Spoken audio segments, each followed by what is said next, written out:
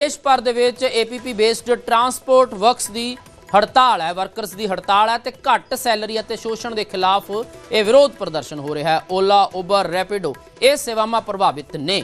दस दिए कि इन्हां दे वल्लों हड़ताल की गई है। जिहड़े कैब बाइक ड्राइवर्स ने उन्हां दी डिमांड्स ने कि उन्हां नूं घट्टो घट जिहड़ा उन्हां दा किराया है वो तय होना चाहिए है ते नाल ही जिहड़ियां गाइडलाइनस ने एग्रीगेटर गाइडलाइनस 2025 वो भी लागू होनियां चाहिए ने। यूनियनां दी सलाह दे नाल किराया तय होवे ये भी मंग उन्हां दे वल्लों कीती गई है ते नाल ही जिहड़ी मनमानी कटौती की जाती है, पेनल्टी लगती है, वो बंद होनी चाहिए है। प्राइवेट गड्डियां दे नाल कमर्शियल काम ते भी रोक लगनी चाहिए है। जिहड़ियां प्राइवेट गड्डियां ने वो कमर्शियल काम ते ने उन्हां ते रोक लगनी चाहिए है।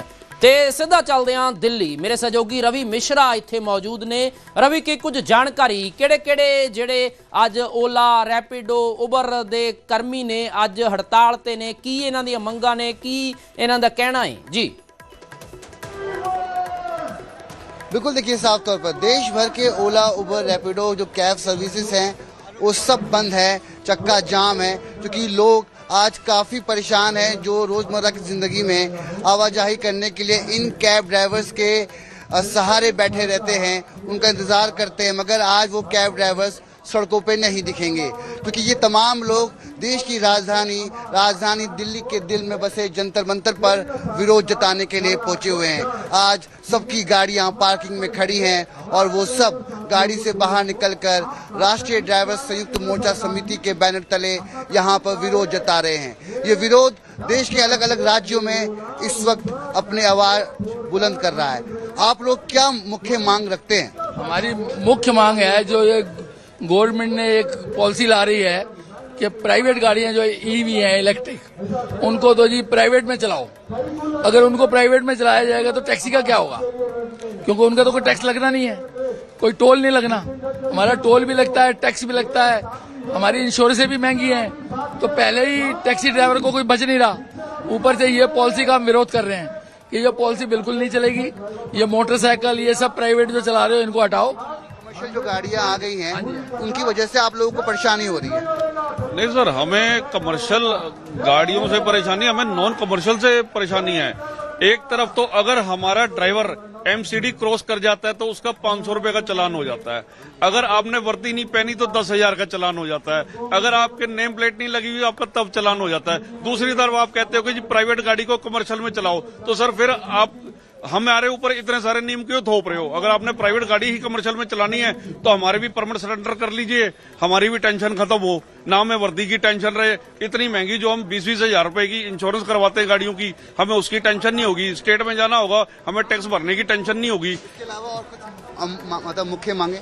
नहीं, हमारी मुख्य मांग, बाकी जो हमारी मेन मुख्य मांग है, हम संजय सिंह जी का बहुत धन्यवाद करते हैं जिन्होंने इस वक्त तीसरी बार संसद के अंदर हमारी आवाज को उठाया। हम चाहते हैं कि ड्राइवर आयोग बनाया जाए जिससे कि ड्राइवरों की जो समस्या है उनका समाधान किया जा सके और ये चालान भी कम किए जाएं। जो हमारे इतने बड़े बड़े मोटे चालान बनाए हैं ना, इससे बहुत परेशानी हो रही है। माता उतना नहीं है जितना चालान में गवा देता है। बिल्कुल, मगर चालान तो तभी होता है जब नियम का उल्लंघन होता है। देखिए, गलती से कई बार नियम का उल्लंघन हो जाता है, गलती कौन नहीं करता?